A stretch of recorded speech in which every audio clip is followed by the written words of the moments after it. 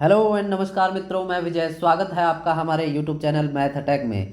आज का हमारा टॉपिक है संख्याओं का वर्ग ज्ञात करना, जो एनसीईआरटी की बुक 8वीं कक्षा का गणित है। इसमें हम क्या है कि संख्याओं का वर्ग ज्ञात करेंगे और कुछ जो हमने इसमें कुछ पैटर्न्स हैं उसके ऊपर चर्चा करेंगे, और एक पाइथागोरस त्रियक है उसके बारे में चर्चा करेंगे। तो वीडियो शुरू करने से पहले यदि आप हमारे चैनल पर नए हैं और चैनल को सब्सक्राइब नहीं किया है तो फटाफट चैनल को सब्सक्राइब कीजिए और उसके सामने जो बेल आइकन है उसको दबाइए, ताकि आने वाले सभी नए वीडियो की नोटिफिकेशन आप तक पहुंचे। तो चलिए वीडियो को शुरू करते हैं।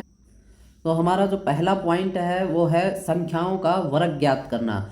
हम क्या है संख्याओं का वर्ग ज्ञात करेंगे बिना उनको क्या है गुणा किए हुए।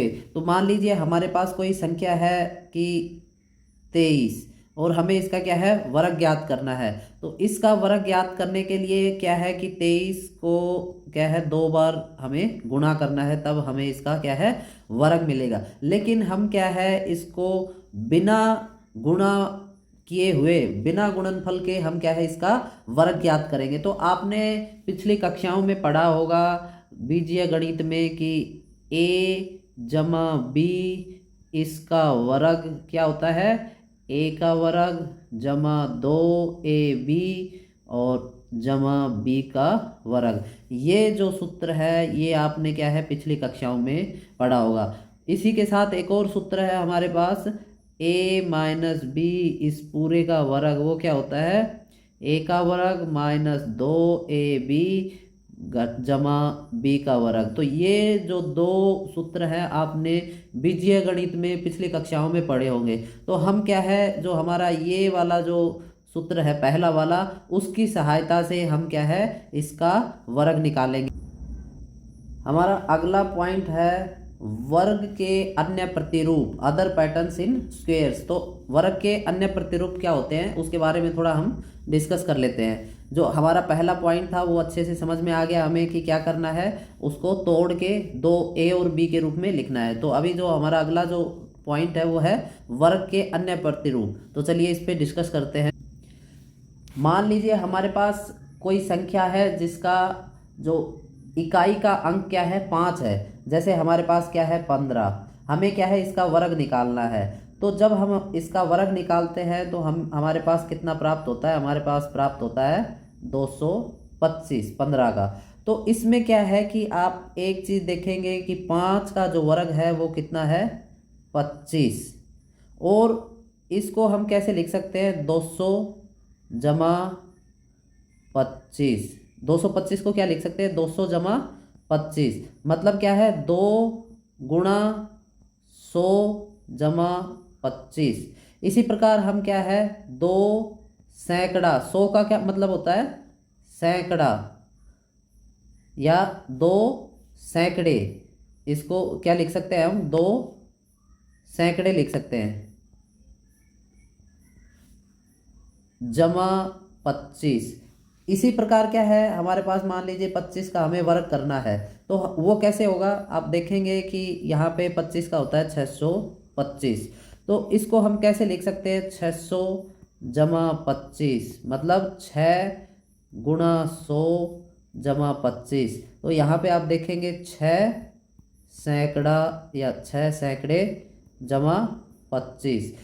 इसी प्रकार यदि हमें 35 का यदि वर्ग करना है तो हम उसको क्या लिख सकते हैं, ये होगा हमारे पास 1225। तो हम इसको क्या लिखेंगे 1200 जमा 25। तो ये हो जाएगा 12 गुणा 100 जमा 25, और ये होगा 12 सैकड़े जमा 25। तो इन सब में हमें एक क्या है प्रतिरूप दिखाई दे रहा है। वो क्या है कि सभी में क्या है 25 हम क्या है जोड़ रहे हैं, इन सभी में क्या है 25 जोड़ रहे हैं, और यहाँ पे क्या है हम उसको क्या है सैकड़े से गुणा कर रहे हैं। और एक चीज़ हम यदि ध्यान से देखेंगे तो ये जो 2 है इसको हम क्या लिख सकते हैं 1 गुणा 2। ऐसा लिख सकते हैं। इसी प्रकार ये जो है 6, इसको क्या लिख सकते हैं, 2 गुणा 3। इसी प्रकार ये 12 है, इसको हम 3 गुणा 4 लिख सकते हैं। और यदि आप देखेंगे कि ये क्या है 2, तो यहाँ ये क्या है 2 और उससे एक जो अगला नंबर है, 2 के बाद 3 आता है, तो क्या है 2 और 3 का गुणा। इसी प्रकार यहाँ पे ये 3 है और इससे एक अगला जो नंबर है 3 के बाद क्या आता है 4, तो अगली जो संख्या है 4 से गुणा हो रही है। यहाँ पे आप देखेंगे कि 1 और उससे अगली जो संख्या क्या है 2, तो यहाँ पे हमें एक क्या है पैटर्न दिखाई दे रहा है, एक प्रतिरूप दिखाई दे रहा है। तो हमें वो क्या दिखाई दे रहा है उसको समझने की कोशिश करते हैं।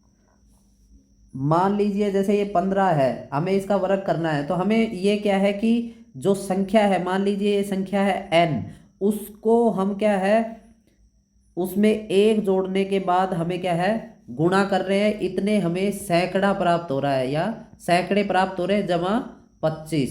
तो यदि किसी भी संख्या का हमें क्या है ये तो 15 का हो गया है। इस प्रकार n का मतलब है, n का मतलब है प्राकृत संख्याएं, प्राकृत संख्याएं, प्राकृत संख्या है ये। तो यहाँ पे ऐसी प्राकृत संख्या लेनी है जिसके जो इकाई का अंक क्या है 5 है। यहाँ पे इकाई का अंक जैसे 5 है। इसी प्रकार यदि हमें 35 की जगह यदि 45 लेना हो, मान लीजिए हमें 45 लेना हो, तो यहाँ पे हमारे पास जो सूत्र है वो मिल गया। यहाँ पे क्या है 4, तो हम क्या है 4 गुणा, यदि 45 का यदि हमें वर्ग निकालना हो तो कैसे निकालेंगे, यहाँ पे n की जगह क्या होगा 4 गुणा 4 जमा 1 कितना होगा 5।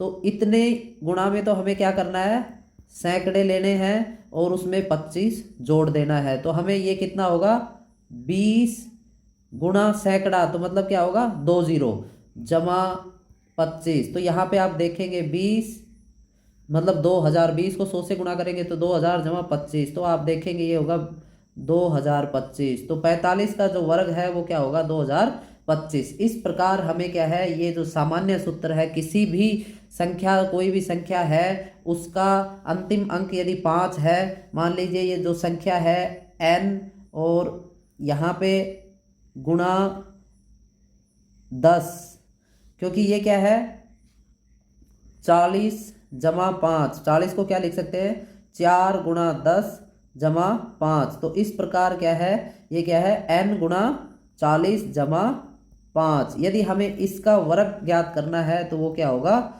ये संख्या होगी, वो क्या होगा ये संख्या हमें मिलेगी। उसका प्राप्त वर्ग जो है ज्ञात करने का हमारे पास ये सूत्र आ गया है। तो ये हमें क्या है याद करना है, आपको ये सूत्र याद रखना है। तो ये हमारा क्या है जो एक सूत्र मिल गया हमें कि किसी भी संख्या का वर्ग जिसके अंत में क्या है 5 है उसका हम कैसे वर्ग प्राप्त करेंगे, चाहे वो 125 ही क्यों ना हो या फिर 135 ही क्यों ना हो। हमें क्या है यहाँ पे n हमारा हो जाएगा 12 और यहाँ पे जो n है वो होगा 13। ये क्या है n बराबर यहाँ पे 12 हो जाएगा और यहाँ पे n बराबर 13। और इस सूत्र को हम उपयोग करके हम इसका वर्ग निकाल सकते हैं।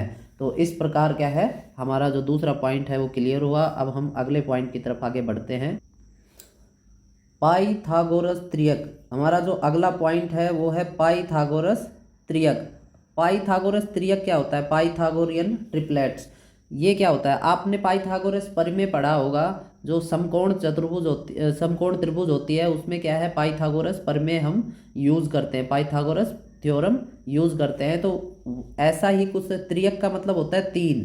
पाइथागोरस त्रियक का जो मतलब है कि ऐसी 3 संख्याएं, मान लीजिए हमारे पास कोई संख्या है a, उसका वर्ग जमा संख्या b का वर्ग, वो बराबर आएगा तीसरी संख्या जो c है उसके वर्ग के। तो यहाँ पे a b और जो c है वो क्या होंगे पाइथागोरस त्रियक कहलाएंगे। क्या कहलाएंगे पाइथागोरस त्रियक कहलाएंगे।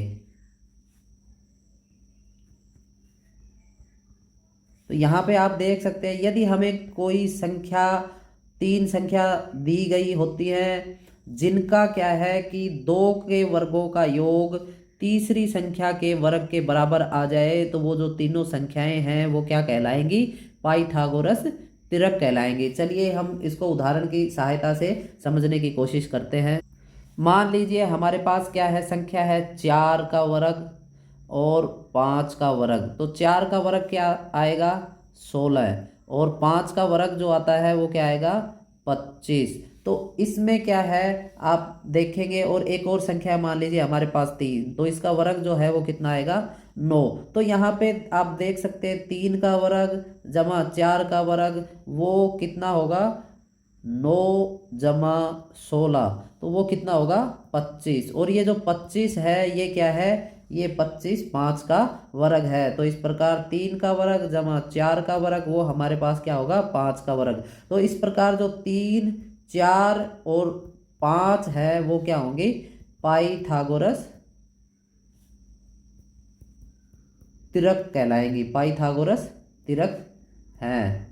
तो जो 3 4 5 है वो क्या है, पाइथागोरस तिरक है। इसी प्रकार आप देखेंगे कि हमारे पास कोई संख्याएं हैं 5 12 और 13। यहाँ पे आप देख सकते हैं यदि हम 5 का वर्ग करेंगे 12 का वर्ग करेंगे तो हमारे पास क्या है, वो 13 के वर्ग के बराबर आएगा। आप इसको चेक कर सकते हैं कि 5 का वर्ग कितना होता है, 5 का वर्ग होता है 25, और जो 12 का वर्ग कितना होता है 144। तो जब आप इन दोनों को जोड़ेंगे तो हमें 169 प्राप्त होगा। और 169 क्या है, 169 क्या है, 13 का वर्ग। ये क्या है, 13 का वर्ग। तो इस प्रकार आप क्या है, ये जो 5 12 और जो 13 है, 5 12 और 13 ये क्या कहलाएंगी, ये कहलाएंगी पाइथागोरस तिरक। तो यहाँ पे जरूरी नहीं है कि जो संख्याएं हैं वो लगातार हो, मतलब क्रमागत हो। यहाँ पे संख्याएं क्या है, क्रमागत थी 3 4 5, लेकिन यहाँ पे संख्याएं क्या है, क्रमागत नहीं है। तो यहाँ पे जो पाइथागोरस तिरक है वो जरूरी नहीं है कि संख्याएं क्रमागत हो, वो किसी भी मतलब बीच में क्या है, संख्याओं के बीच से कोई भी संख्या हो सकती है जिनका दो संख्याओं के वर्गों का योग यदि तीसरी संख्या के वर्ग के बराबर आ जाता है तो वो पाइथागोरस तिरक कहलाएंगे। यहाँ पे हमारे पास एक सूत्र निकल के आता है, हम आपको वो बताते हैं। वो सूत्र है 2m या m का वर्ग घटा 1 और m का वर्ग जमा 1। ये क्या है, पाइथागोरस तिरक को निकालने का क्या है, एक सूत्र है, जहाँ पे m बराबर क्या होगा, कोई भी प्राकृत संख्या, कोई भी प्राकृत संख्या m हो सकती है। तो यहाँ पे जब हम m की जगह यहाँ पे कोई मान रखेंगे तो हमें क्या है, 3 जो संख्याएं हैं तिर्यक संख्याएं, पाइथागोरस तिर्यक संख्याएं जो हैं वो प्राप्त हो जाएंगी। मान लीजिए उदाहरण के लिए यहाँ पे हमारे पास क्या है, हमने रखा 3, हमने क्या है m बराबर रख लिया 3। तो हमारे पास जो संख्या है वो पहली संख्या क्या होगी, 3 दूनी 6, तो पहली जो संख्या है वो होगी 6। इसी प्रकार यहाँ पे 3 का मान रखेंगे तो 3 का वर्ग कितना होता है, 3 का वर्ग होगा 9, और उसमें से 1 घटा देंगे तो कितना बचेगा, 8। तो यहाँ पे जो दूसरी संख्या है वो 8 आ गई। इसी प्रकार यहाँ पे जो तीसरी संख्या कैसे प्राप्त करेंगे, 3 का वर्ग कर देंगे, क्योंकि m बराबर क्या है 3, तो 3 का वर्ग करेंगे कितना आएगा 9, और उसमें 1 जोड़ेंगे तो कितना आएगा 10।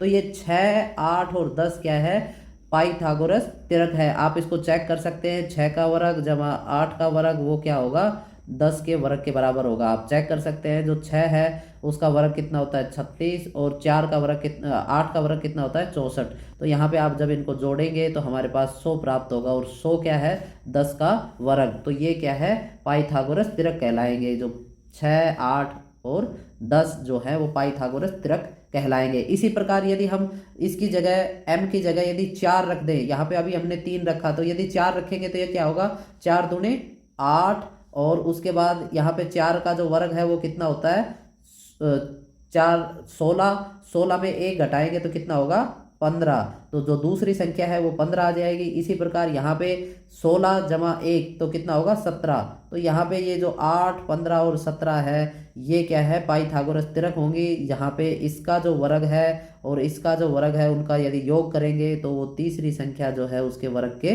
बराबर आ जाएगा। तो ये आप चेक कर सकते हैं। हमारा ये जो 2 सूत्र हैं आपको याद रखने हैं। तो आज हम क्या है 3 सूत्रों का प्रयोग करके क्या है प्रश्नावली को हल करेंगे। पहला जो सूत्र है वो a प्लस बी का क्या है वर्ग, पूरे का वर्ग, वो क्या होगा a का वर्ग जमा 2ab जमा b का वर्ग। दूसरा जो सूत्र है वो है n गुणा 10 जमा 5, इसका पूरे का वर्ग यदि हमें निकालना होगा तो वो होगा n गुणा n जमा 1, इन दोनों का गुणनफल, और उसको सैकड़े से मतलब 100 से गुणा करना है, जमा 25। तो ये क्या है दूसरा जो सूत्र है वो होगा। तीसरा जो है वो होगा 2m m का वर्ग घटा 1 और m का वर्ग जमा 1, ये क्या है 3 पाइथागोरस त्रिक निकालने के लिए पाइथागोरस त्रिक निकालने का सूत्र है। तो हम इन 3 सूत्रों का प्रयोग करके प्रश्नावली को हल करते हैं। चलिए शुरू करते हैं प्रश्नावली 6.2।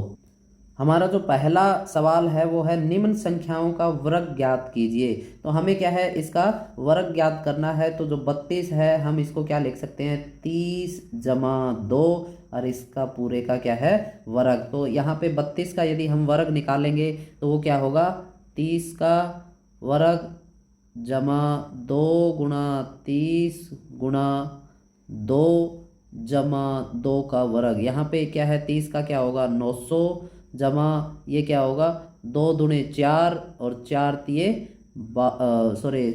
12। तो यहाँ पे ये कितना हो जाएगा 120, और जमा क्या होगा 4, 2 का वर्ग क्या होगा 4। तो अब इनको सबको जोड़ देंगे तो ये क्या होगा 1024, ये कितना आएगा 1024। तो इसलिए जो 32 का जो वर्ग है वो कितना आ गया 1024। इसी प्रकार क्या है 35 को आप क्या लिख सकते हैं 30 जमा 5, और इसके बाद इसका क्या है आप वर्ग कर लेना। जो ये मैंने ऊपर वाला जो आपको ये तरीका बताया है इसमें आपको a जमा बी का होल स्क्वायर बराबर a का स्क्वायर जमा 2ab जमा b का स्क्वायर, मतलब a का वर्ग जमा 2ab जमा b का वर्ग, ये वाला जो सूत्र है आपको प्रयोग करना है, और इसकी सहायता से आप इसका वर्ग निकाल सकते हैं। इसी प्रकार जो 86 है इसको हम लिखेंगे यहाँ पे 80 जमा 6 का वर्ग। तो आप क्या है ये वाला जो सूत्र है इस नीचे वाले सूत्र की सहायता से आप इसको निकाल सकते हैं। यहाँ पे 90 है 93 है, तो 93 को हम क्या लिख सकते हैं 90 जमा 3, और इस पूरे का क्या है वर्ग। तो यहाँ पे ये जो सूत्र है इसकी सहायता से हम इसको निकाल सकते हैं। इसी प्रकार ये होगा 70 जमा 1 और इसका पूरे का वर्ग, ये कितना होगा 40 जमा 6 और पूरे का वर्ग। तो हमारा जो पहला सवाल है हमने आपको पहले सवाल का क्या है पहला जो है 32 इसका वर्ग निकाल के दिखा दिया है। अभी आपको क्या है इसके सभी जो सवाल हैं जो पहले के जितने भी हैं इसको आपको स्वयं करना है। यदि आपको कुछ दिक्कत आती है तो आप हमें कमेंट बॉक्स में लिख सकते हैं, हम उसको जवाब अवश्य देंगे। तो चलिए हमारा जो दूसरा सवाल है उसको हल करते हैं।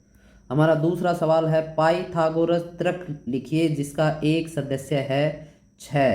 तो हमें पता है कि हमारा जो पाइथागोरस त्रिक लिखने का जो फॉर्मूला है जो सूत्र है वो क्या है 2m m स्क्वायर माइनस 1 और m स्क्वायर जमा 1, 2m m का वर्ग घटा 1 m का वर्ग जमा 1। तो ये क्या है 3 पाइथागोरस त्रिक हैं। तो यहाँ पे आप किसी के भी बराबर क्या है इसको 6 को मान सकते हैं और उसके बाद आप क्या है पाइथागोरस त्रिक निकाल सकते हैं। लेकिन आपको हमेशा ऐसा यदि देखो यहाँ पे -1 है तो यदि किसी चीज़ के बराबर आप इसमें करोगे, मान लीजिए आप m स्क्वायर माइनस 1 बराबर 6, मतलब m का वर्ग घटा 1 बराबर 6 करते हैं। तो जब आप इसको सरल करेंगे, जब आप इसको सरल करेंगे तो देखेंगे कि ये जो m का वर्ग बराबर 6 यहाँ पे माइनस का है तो उस तरफ जाएगा तो जमा का हो जाएगा। तो यहाँ पे ये क्या है 7 हो जाएगा। तो यहाँ पे 7 क्या है किसी भी पूर्ण संख्या का वर्ग नहीं होता, या 7 क्या है पूर्ण वर्ग संख्या नहीं है। इसलिए आपको इस चीज़ का थोड़ा ध्यान रखना है कि यदि आप उसमें एक जोड़ते हैं या एक घटाते हैं, यदि वो पूर्ण वर्ग संख्या आती है तभी आपको इन दोनों के बराबर कुछ संख्या वो लेनी है, नहीं तो आपको क्या है सिंपली 2m के बराबर वो जो दी गई संख्या है वो ले लेनी है। तो चलिए मैं आपको एक बार थोड़ा समझाने की कोशिश करता हूँ। हम क्या है कि 2m बराबर 6 मान लेते हैं। माना जो पहली संख्या है वो है 2m बराबर 6। तो यहाँ पे m बराबर क्या हो जाएगा 6/2। तो यहाँ पे ये कितना होगा 3। तो हमें m का मान आ गया 3। हम अब क्या है दूसरी संख्या निकाल लेंगे। दूसरी कैसे निकालेंगे, m का वर्ग घटा 1 बराबर m कितना है 3। तो 3 का वर्ग घटा 1, यहाँ पे 3 का वर्ग क्या होता है 9 घटा 1। तो यहाँ पे कितना हो जाएगा 8। तो इस प्रकार क्या है हमारी जो दूसरी संख्या है वो हो गई 8। पहली संख्या क्या है 6, दूसरी हो गई 8। इसी प्रकार हम तीसरी भी संख्या निकाल सकते हैं। यहाँ पे कैसे लिखेंगे, इसके बराबर m का मान कितना है, m का मान है हमारे पास 3। तो 3 का वर्ग कितना होगा 9 जमा 1। तो यहाँ पे क्या हो गया 10। तो यहाँ पे हमारी जो तीसरी संख्या है वो 10 आ जाएगी। इसी प्रकार हम क्या है, जैसे ये 14 है तो इसको क्या है 14 को हम 2m बराबर क्या लिख देंगे, यहाँ पे 14 लिख देंगे।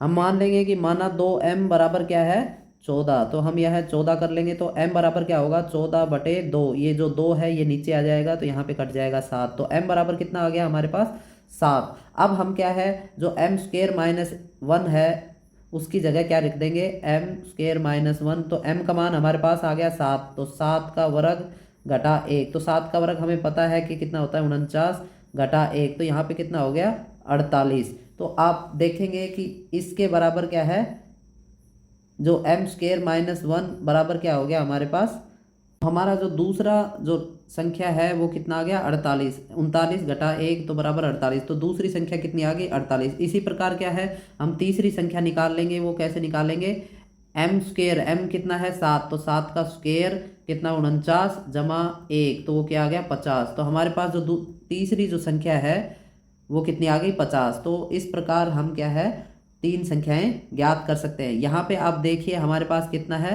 16। तो 16 क्या है हम 2m बराबर क्या लिख लेंगे 16। यहाँ पे 2m बराबर हो जाएगा 16। तो m बराबर कितना आ जाएगा 16/2। तो 8 आ जाएगा। तो जो m बराबर क्या आ गया 8। इस प्रकार यदि 8 आ गया तो हम दूसरी संख्या निकाल लेंगे। यहाँ पे भी m का मान रख देंगे और यहाँ पे भी तीसरी संख्या निकाल लेंगे m का मान रख देंगे। इसी प्रकार यहाँ पे 18 है तो 2m बराबर हम 18 मान लेंगे। तो हमारा जो सिंपल जो है सरल सबसे तरीका वो है कि 2m के बराबर हम क्या है जो दी हुई संख्याएं हैं ये सभी क्या है, ये जो दी हुई संख्याएं हैं ये सभी हम क्या है 2m के बराबर मान लेंगे। और उसके बाद m का मान आने के बाद हम क्या है इन दोनों जो सूत्र है m का वर्ग जमा 1 और m का वर्ग घटा 1 इन दोनों में क्या है m का मान रख देंगे। तो हमारे पास दूसरी और तीसरी संख्याएं त्रिक संख्याएं प्राप्त हो जाएंगे। तो इसी के साथ हमारी जो प्रश्नावली है 6.2 वो समाप्त हुई। आपको हमारा वीडियो कैसा लगा, यदि अच्छा लगा तो इसको लाइक कीजिए, शेयर कीजिए। और यदि आप चैनल पर नए हैं और चैनल को अभी तक सब्सक्राइब नहीं किया है तो भैया फटाफट चैनल को सब्सक्राइब कीजिए ताकि हमारे जो नए नए वीडियो है आप तक पहुंच सके। और जो बेल आइकन है उसको अवश्य दबाइए क्योंकि बेल आइकन से ही आपको पता चलेगा कि हमने कौन सा नया वीडियो अपलोड किया है। धन्यवाद, जय हिंद।